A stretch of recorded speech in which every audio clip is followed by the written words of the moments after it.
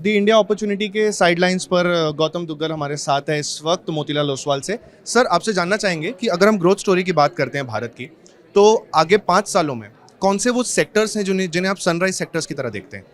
मुझे लगता है जैसे जैसे इंडियन इकोनॉमी बढ़ेगा 3.5 ट्रिलियन से 5 और 7 ट्रिलियन की ओर अग्रसर होगी, काफ़ी सारे सेक्टर्स में इंडिया में अपॉर्चुनिटीज़ आएगी। मुझे लगता है सबसे बड़ा अपॉर्चुनिटी फाइनेंशियलाइजेशन ऑफ सेविंग्स में आएगा, जो जहाँ पे आप lending, asset management, wealth management, insurance, NBFC, ये सारे सेक्टर से काफ़ी बड़े ये हो सकते हैं क्योंकि ये इकोनॉमी के डेरिवेटिव्स होते हैं। दूसरा मुझे लगता है जो सबसे बड़ी अपॉर्चुनिटी हो सकती है वो है कंजम्पशन की, बिकॉज ये 140 करोड़ लोगों का देश है और अभी भी हमारा जो पर कैपिटा इनकम है $2,500 है। अगर ये 3,000 $3,500 डॉलर की तरफ जाता है तो कंजम्पशन के अंडर ऐसे कई सारे सेक्टर्स हैं जहाँ पे आज भी पेनिट्रेशन और पर कैपिटा कंजम्पशन बहुत लो है। ज्वेलरी है, रिटेल है, एपरल है, फुटवियर है, पर्सनल केयर है, फूड्स है, क्यूएसआर है, बहुत सारे सेगमेंट्स है जहाँ पे आपको अगला 5-10 साल में काफ़ी लंबा होराइजन दिखता है ग्रोथ का।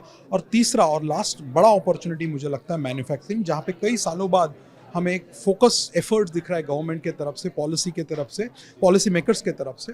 सो आप पीएलआई ले लीजिए, मैन्युफैक्चरिंग ले लीजिए, पूरा जो प्राइवेट सेक्टर का कैपेक्स रिवाइवल हो रहा है, ये सब भी एक बहुत बड़ा अपॉर्चुनिटी सेट प्रेजेंट करता है इन्वेस्टर के लिए अगले 10 साल में।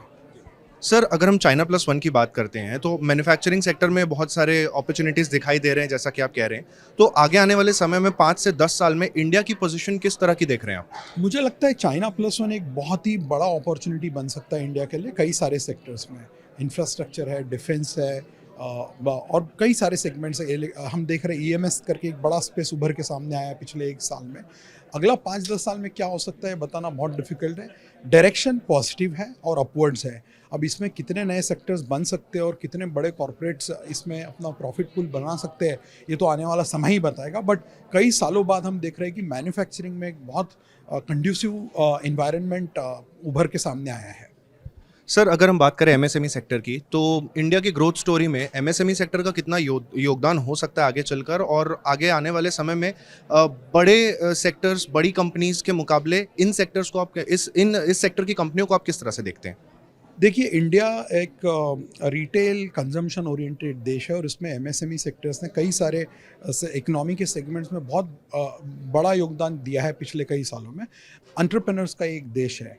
मुझे लगता है कि जैसे जैसे आपका जीएसटी और कई सारे जो रिफॉर्म्स गवर्नमेंट ने किए हैं, ये जैसे जैसे आप ज़्यादा समय बिताएंगे इकनॉमी में, मुझे लगता है कि एमएसएमई एक बहुत बड़ा सेक्टर बन के आ सकता है। बिकॉज अभी कैपिटल का अवेलेबिलिटी काफ़ी इम्प्रूव हो चुका है। अगर आप देखते हैं कि पूरा जो क्रेडिट ग्रोथ है और जितने सारे बैंक्स, एनबीएफसीज, ये जो कैपिटल प्रोवाइड करते हैं एक बिजनेसमैन को, छोटे बिजनेसमैन को, एसएमईज को, एमएसएमईज को, इसमें काफ़ी बड़ा पेनिट्रेशन हमने देखा है पिछले 5-10 सालों में। और अपॉर्चुनिटी की कमी नहीं है, डिमांड बहुत बड़ा है। जैसे जैसे आपका $2,500 पर कैपिटा से 3-3,500 की तरफ आप जाओगे और सारे अपॉर्चुनिटीज़ खुलेंगे और इसका बेनिफिट ये सारे एमएसएमईज को मिलेगा। सर, एक रैपिड फायर के साथ खत्म करेंगे। आगे आने वाले 5 सालों में वो 3 सेक्टर जिस पर आप बैट खेलना चाहेंगे, या आप हमारे दर्शकों से किन 3 सेक्टर्स की रिकमेंडेशन उन्हें किस तरह से देना चाहेंगे? मुझे लगता है कंजम्पशंस, फाइनेंशियल्स और मैन्युफैक्चरिंग, ये 3 हो गए। कंजम्पशन, फाइनेंशियल और मैन्युफैक्चरिंग, ये है word. Thank you so much.